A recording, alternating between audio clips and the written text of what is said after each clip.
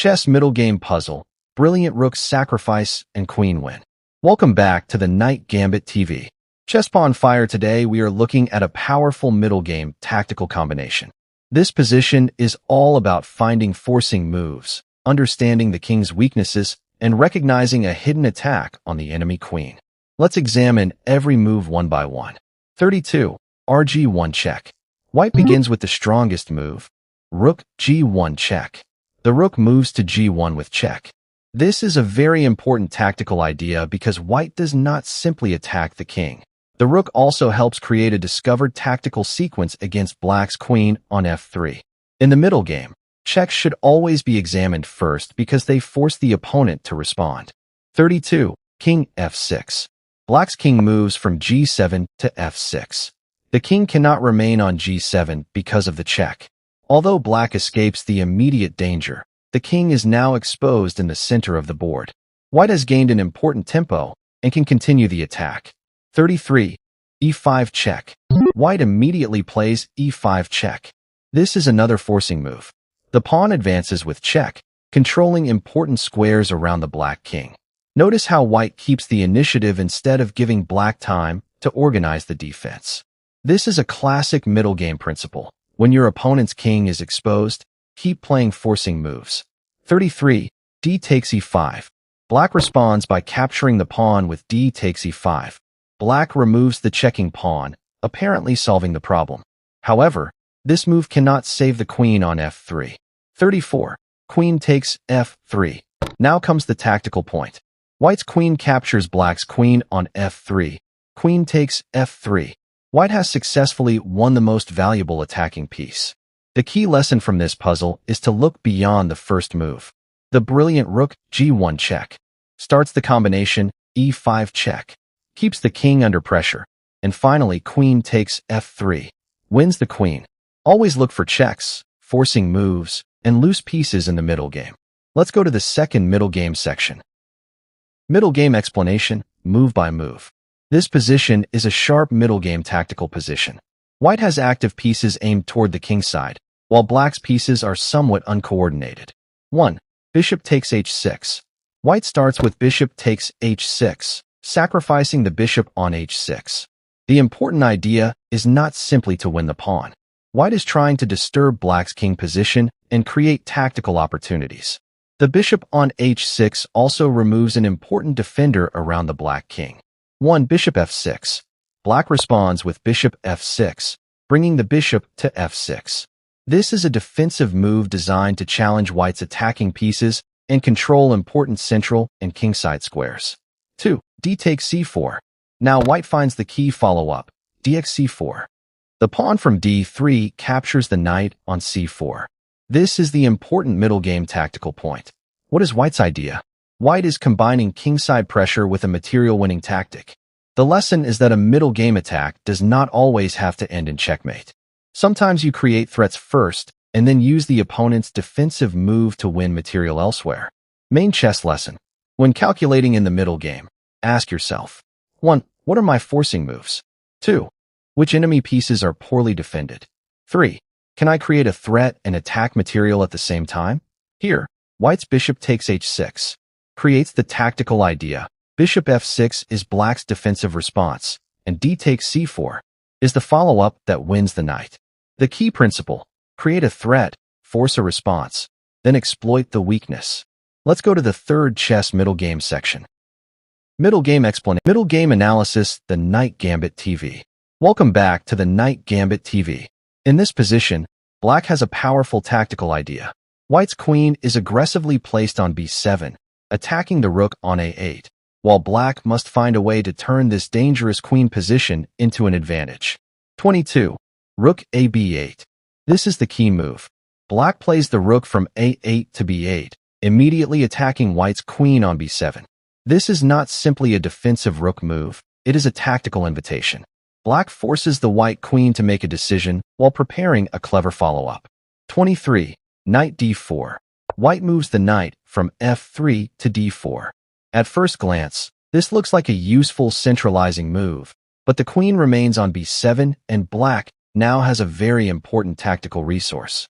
White needs to be extremely careful because the queen is potentially trapped. 23. Queen g6. Excellent. Black moves the queen from f5 to g6.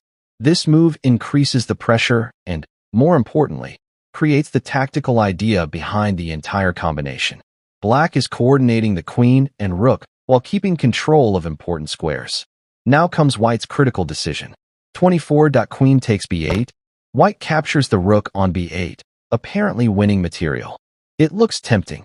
The queen takes the rook and seems to escape with a big advantage. But this is exactly what Black wanted. 24. Knight takes b8. The tactical point. Black's knight from a6 captures the queen on b8. White's queen has been lured onto b8 and is simply trapped by the knight. Black sacrifices the rook only to win the much more valuable queen. The lesson is powerful. Never judge a move only by the material you capture.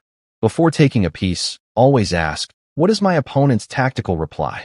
This combination, rook a b8, queen g6, and knight takes b8, shows the importance of piece coordination and tactical awareness in the middle game. For more tactical chess lessons, puzzles, and brilliant combinations, subscribe to the Knight Gambit TV. Let's go to the fourth middle game section. Okay.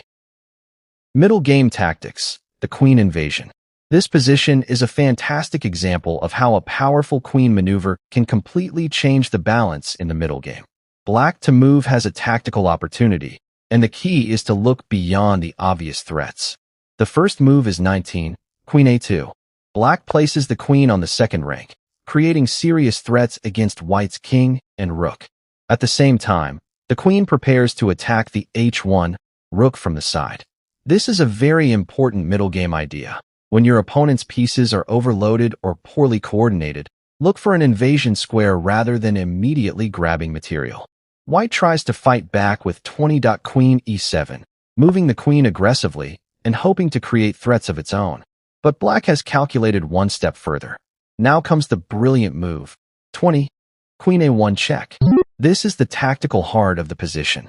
Black checks the king from the first rank, forcing White's king to respond. The check is not simply about the king, it is a deflection tactic. White's king is driven away from its original position, and this allows Black's queen to enter with devastating effect. White is forced to play 21. King c2. Now Black immediately plays 21. Queen takes h1. Black's queen captures the rook on h1. The entire combination works because queen a2, then Black replies with queen a1 check, and queen takes h1 are connected by one tactical idea. The lesson is clear. In the middle game, don't look only for checks and captures on the current move. Look for forcing moves, invasion squares, deflections, and overloaded pieces. This puzzle teaches us that a quiet-looking queen move like 19, queen a2, can hide a powerful tactical sequence. Always calculate your opponent's best response, and then look for the next forcing move. Let's go to the fifth middle game tactical masterclass, the power of bishop a6. Welcome back to the Knight Gambit TV. Today, we have a fascinating middle game tactic from a Lichess puzzle. At first glance, Black's position looks complicated, but there is a beautiful tactical idea that completely changes the game. The position begins with 29, bishop a6. Why is this move so strong? Black's bishop moves to a6 with a very specific purpose. The bishop creates a tactical connection between the queen and the rook, while also putting pressure on White's position. Most importantly, Black is setting a trap for White's queen. White may see an opportunity to capture the rook on b8 and think, I can simply win material. So White plays 30. Queen takes b8. The White queen captures the rook on b8. But this is exactly what Black wanted. Now comes the key response. 30. Rook takes b8. Black's remaining rook captures the White queen on b8. Suddenly, White's queen is gone, and Black has won a massive amount of material. This is a classic middle game tactical pattern, a queen trap based on a deflection and an overloaded piece. The important lesson is that you should never automatically capture a valuable piece just because it appears to be free. Before every capture, ask yourself 3 questions. What happens after I capture? What can my opponent capture next? Is my queen actually safe? Here, White focused on winning the rook, but missed the tactical consequence of rook takes b8. For chess players, this is a perfect reminder that in the middle game, Tactics come before material counting. Always calculate at least 1 or 2 moves deeper before grabbing material. So remember, if your opponent offers you a rook, stop and calculate. It might be a trap. That's the beauty of chess tactics. One quiet bishop move can completely change the position. That's it. Thanks for watching my YouTube videos of Middlegame section. Okay.